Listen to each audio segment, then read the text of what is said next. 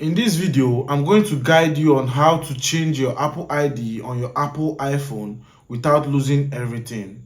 If you find this video helpful, don't forget to like and subscribe. Let's go. So first of all, you go to your settings, then go to your account, your Apple account. Then you scroll down to sign out. You click on the sign out button. Then you see erase this iPhone after signing out. All you have to do is to click on this button below, sign out but don't erase. Then to show you sign out but don't erase, click continue.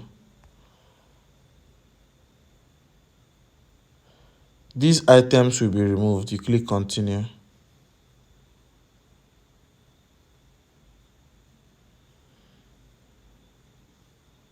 Then it will take a few seconds to complete the sign out process.